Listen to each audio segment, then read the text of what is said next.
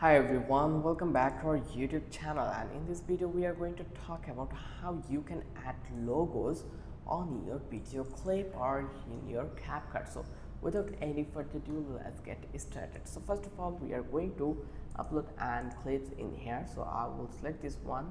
Let's say I have a couple of other clips, so I will copy one of them. So I think this one will be quite good. So no, I think this will not. I will choose a good one. I think this one will be quite good. So I am going to upload the logo in here.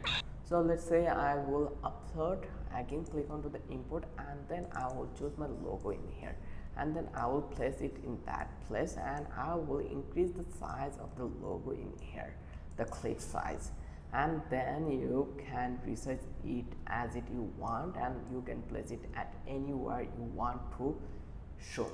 So in this way you can easily add logos on your video by using CapCut. If you think this video was knowledgeable and helpful for you, then don't forget to subscribe our channel and don't forget to hit the like button. Till then, have a good day.